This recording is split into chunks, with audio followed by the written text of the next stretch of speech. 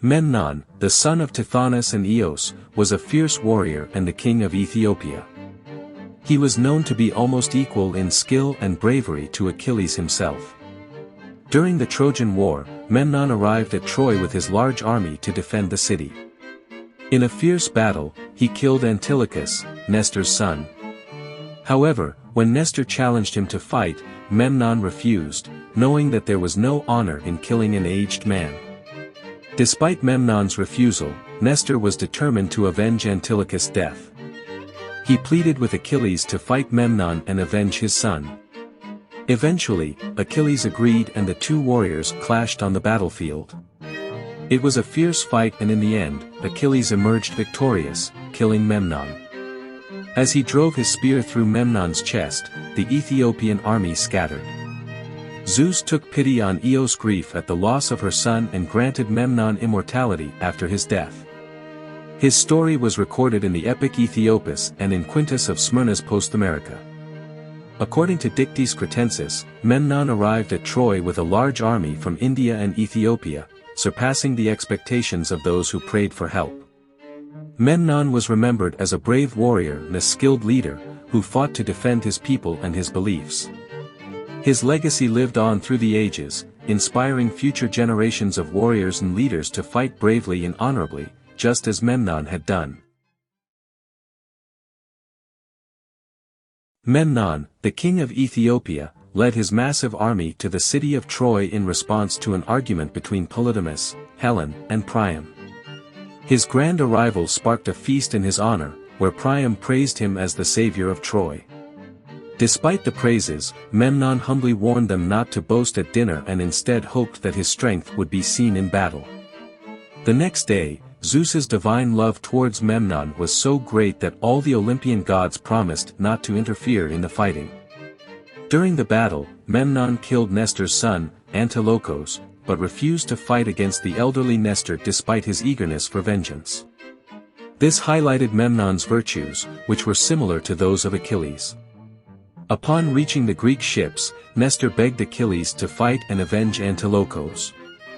The two clashed in divine armors made by Hephaestus while Zeus favored them both, ensuring that the whole battlefield could watch them as demigods.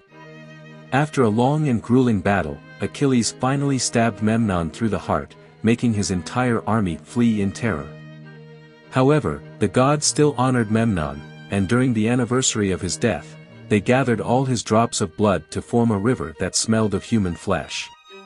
Bird-like beings that were once close to Memnon during his burial also paid their respects to him. The story of Memnon's virtues and his brave and honorable death became legendary, and his name was remembered for generations. Once upon a time, there was a famous Greek mythological figure named Memnon. According to Roman and later classical Greek writers, Memnon was believed to have come from Ethiopia, which was a region in Africa south of Egypt. Although Memnon was only mentioned in passing in Homer's Odyssey, much of what is known about him comes from post-Homeric Greek and Roman writers. Herodotus referred to Susa as the city of Memnon and described two towering statues wearing Egyptian and Ethiopian garb, which some believed to be Memnon. One of these statues sat on the route from Smyrna to Sardis, and Pausanias described how he was amazed by the towering statue he saw in Egypt, having been told that Memnon began his journey in Africa. In Philostratus of Lemnos' work, Imagines, artwork featuring Memnon's scene is described. According to Manetho, Memnon and Amenophis, the 8th pharaoh of the 18th dynasty, were one and the same king. Memnon's legend and origin continue to fascinate historians and storytellers alike, leaving behind a legacy that inspires curiosity and awe. Once upon a time, there was a great king named Memnon, the ruler of the Ethiopians. Memnon was the son of the goddess of dawn, Eos, and Tithonus. According to Greek mythology, Tithonus was taken away from Troy by Eos and was forced to live at the ends of the earth, while Memnon's half-brother, Zephyrus, was the god of the west wind. There was some controversy surrounding Memnon's birthplace, with some people suggesting that he was raised in Eastern Asia while others believed that he was brought up by the Hesperides on the coast of Oceanus in the west. Sadly, Memnon's death was a great tragedy for his mother, Eos, who mourned him deeply. In her sadness, she caused the light of her brother, Helios, to fade. Using the help of Hypnos and Thanatos, the gods of sleep and death, respectively, Eos managed to transport Memnon's body back to Ethiopia without being detected by the Greek and Trojan armies. She then implored Zeus to make Memnon immortal, and he granted her wish. Interestingly, there are statues of Amenhotep III in the Theban necropolis in Egypt that were referred to as the Colossi of Memnon.